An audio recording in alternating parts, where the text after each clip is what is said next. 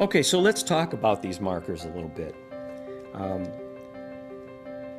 I want everybody to just take a moment, take a deep breath, and plan on concentrating really hard for the next 5 minutes.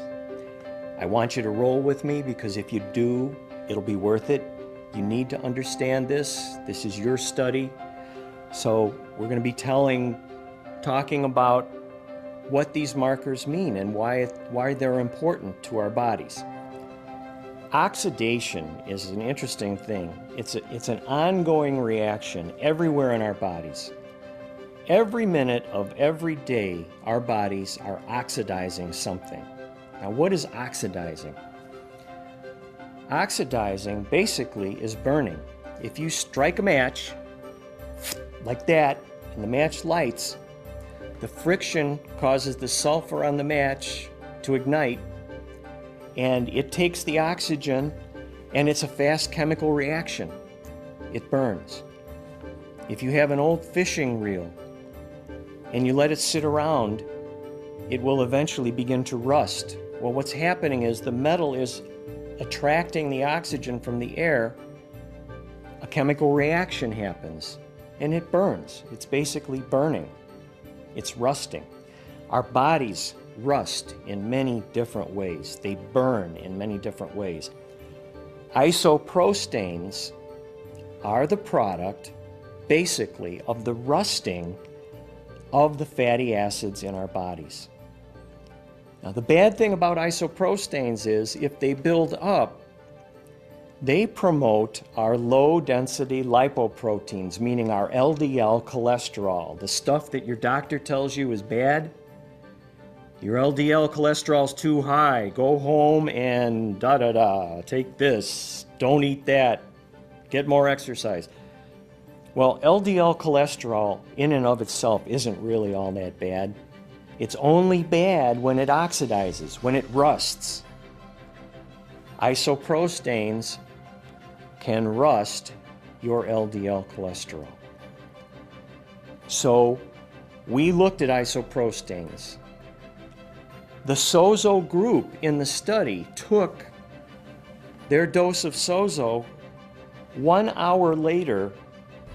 On an average in that group, isoprostanes were reduced by 40%. After 4 hours, they were still down. In fact, the SoZo group was down on an average of 42% over 4 hours. And interestingly, the control group, the placebo, had an opposite effect. Isoprostanes were largely unaffected by the placebo, and in fact, over the course of the 4 hours, they went up a little bit. So our next marker is nitric oxide.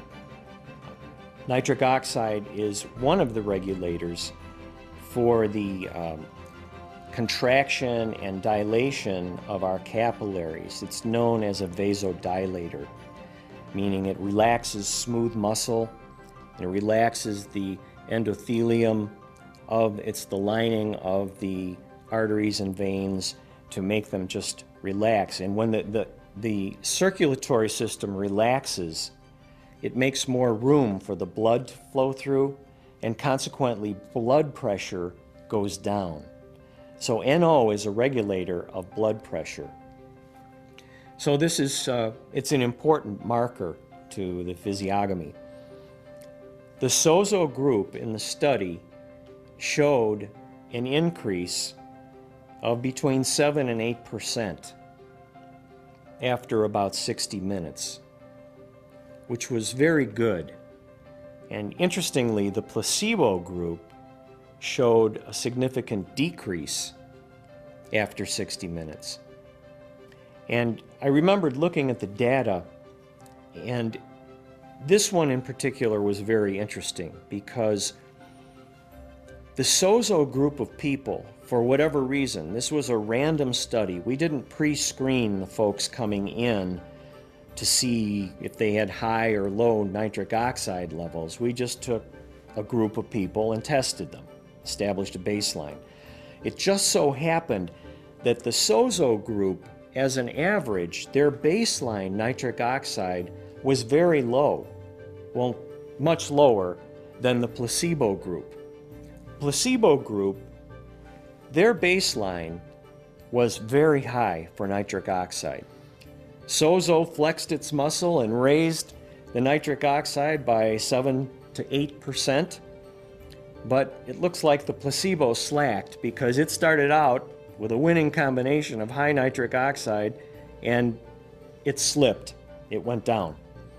So this was a really nice experiment because it showed that for people with low nitric oxide levels, SoZo can really provide a benefit. Another exciting marker that we looked at in the study was C-reactive proteins, commonly called CRP. Many people who go to the doctor to have their heart checked out would know CRP.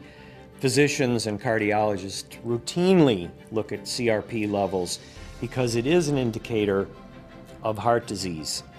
CRP is an inflammatory marker, and while most of us know it as a heart inflammation marker, it's actually, from a global standpoint, more important because it can show a measure of inflammation throughout the body. It's a large inflammatory marker.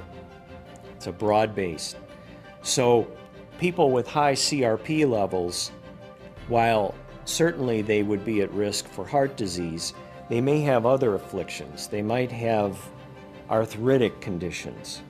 They might have other inflammation-associated diseases or conditions.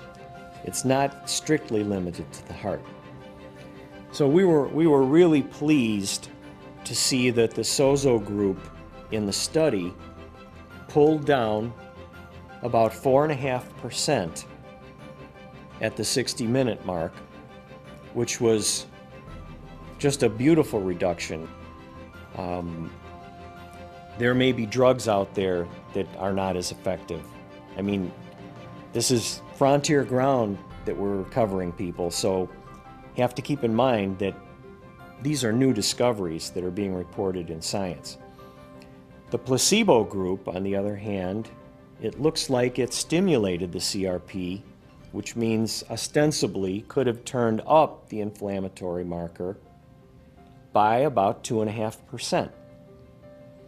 So you've got a spread of about 7% there between the placebo and the SoZo group.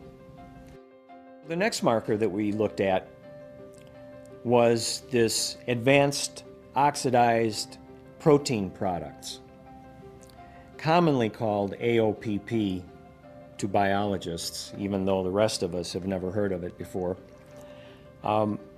These advanced oxidized protein products are the result of lipid peroxidation in the blood.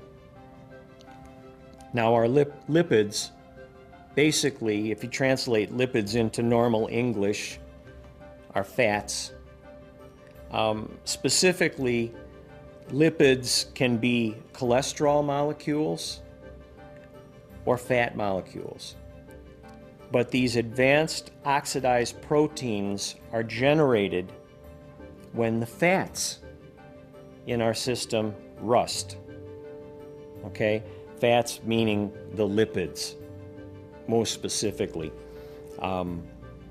You could compare it to LDL cholesterol being oxidized.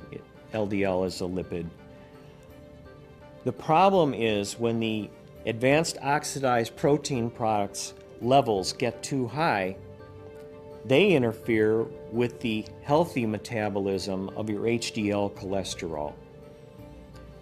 Those of you who have had discussions with your doctor would know that HDL cholesterol, meaning high density lipoprotein, is the beneficial or healthy cholesterol.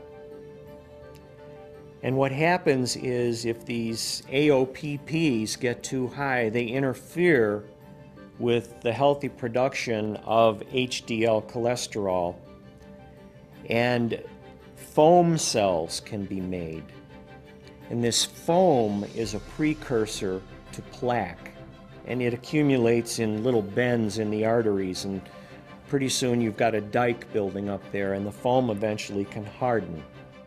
Now we saw that the SoZo group was able to turn down these AOPPs by 39% after the first hour, compared to the placebo boosting the AOPPs by 11%. So definitely something good is going on there, and for everyone who has a heart, you have to think about SoZo, because it really worked in these two markers. We were really excited to see that the SoZo group showed a 41% increase after 1 hour in HORAC. Now, HORAC is a measure of the ability to turn down the number of hydroxyl-free radicals in the blood. So a higher HORAC score means a greater ability to get rid of these undesirable entities. Hydroxyl-free radicals are like little toxic avengers that are floating around in our blood just waiting to cause trouble. They're looking for other chemicals that they can connect to that will create toxic substances. And these substances promote inflammation, more oxidation, more of this biorusting. So it's very desirable to broom them out. And so when we saw this 41% increase in HORAC, we thought this is like the coup de grace, it's the fitting end to a great study. So as part of an ongoing agenda to build what was the initial dream of SoZo to begin with, which was to have a product with arms of science wrapped around it, this is that first step, it's the first layer.